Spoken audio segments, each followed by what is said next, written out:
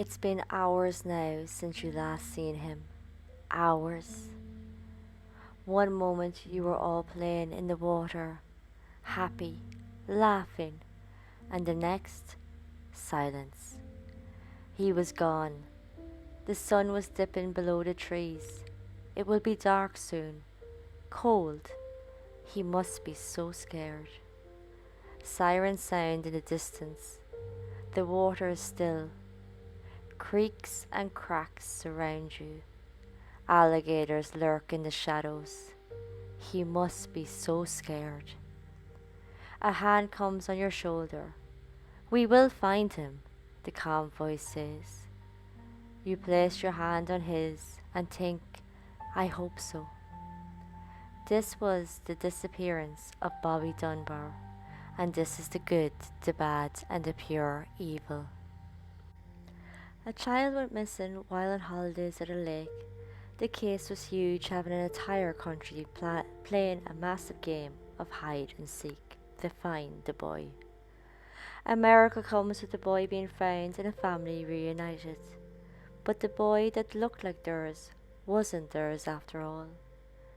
This is not a Twilight Zone episode, it is an actual real-life mystery happening in Louisiana, 1912, with the weird case of Bobby Dunbar.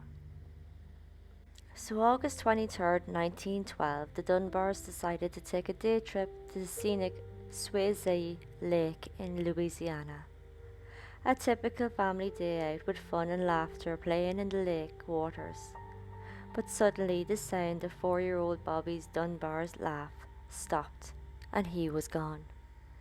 His parents, Leslie and Percy, searched frantically for their boy, but with no luck.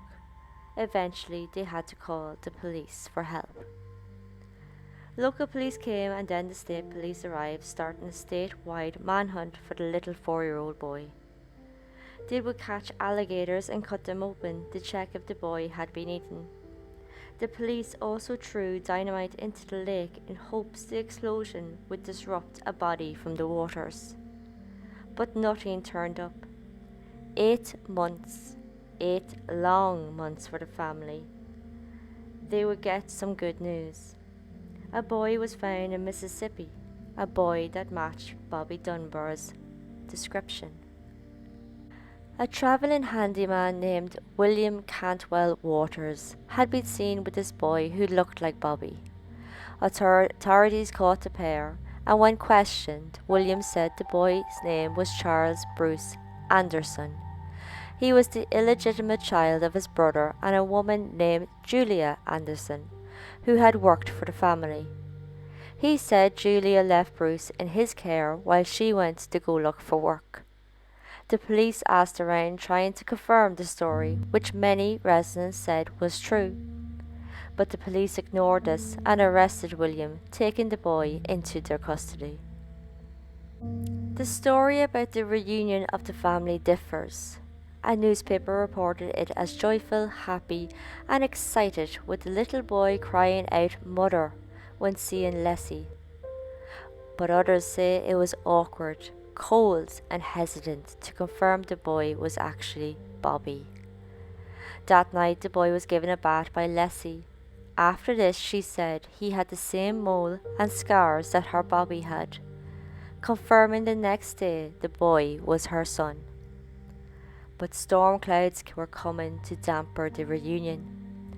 Days after taking him home, Julia Anderson showed up, confirming William's story and that she was the boy's mother. She said she did give the boy to William to care for and mind when she was looking for work for a few days, and that those few days turned into months as work was hard to come by. So to accommodate her in some way so she couldn't cry out they didn't, the police had the Dunbars take Bobby in for a line-up to have Julia correctly identify her so-called son. But Julia did not correctly identify him. Instead, she asked officers if the boy that was found was in the lineup. When the officers didn't answer, Julia started to come up with excuses. She wasn't sure that the boy could be him or not, and a lot of time has passed since she last saw him. Thinking that's the end of it would have you wrong. The next day, Julia came back to the station, claiming she was sure the boy, who was now called Bobby Dunbar, was her son. News had spread of her claim and of her failure to identify him. With the boy living comfortably with the Dunbars, the courts didn't really want to bring the case. But the courts did proceed. However, Julia had no money for a court battle. She had just enough to get back home to North Carolina, and this meant that she left the boy. So at this point, the Dunbar family was pretty sure the boy was their Bobby. He was doing well, settled well, playing with his siblings, and showed signs of remembering things at home. With this, it confirmed even more so the boy was Bobby and was kidnapped, so William was convicted of kidnapping, spending 2 years in prison before his attorney appealed. Because of the cost of the first trial, a retrial was declined and the courts just released William. He would continue until his death to repeat his story, maintaining his innocence. Bobby lived a good life and adjusted well. He grew up happy, he got married, had 4 children, and died in 1966. He was told about all that happened, but he always said he knew who he was, and he was Bobby Dunbar. But 2004, Bobby Dunbar Jr., the son of Bobby Dunbar, approved his DNA to be tested. Bob Jr.'s daughter, Margaret, had been researching the event and wanted to prove once and for all her grandfather, Bobby Dunbar, was the boy that went missing and was found. The DNA of Bob Jr. would be compared to the DNA of a cousin, the son of Bobby Dunbar's brother. The test came back.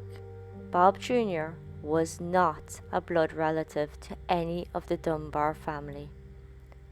The boy that was thought to be the Bobby Dunbar, the boy who went missing and returned all those years ago, was not Bobby Dunbar, but was Bruce Anderson. The Andersons were super happy. The test proved Julia's claims. The Walters were also celebrating. The evidence has exonerated William. The real Bobby Dunbar, what happened, is still a mystery. The belief is the child drowned or was eaten by alligators. Some suggest Leslie and Percy may have had something to do with it and went along with Bruce being Bobby to cover the incident.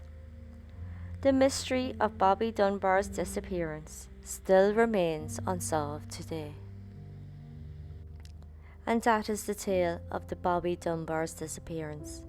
Like and subscribe on my YouTube and podcast, and join me next time for the story of Gary Heidnik, who kidnapped, tortured and raped 6 women, murdering 2 while holding them captive in a pit in his basement. Until then, this was the good, the bad and the pure evil.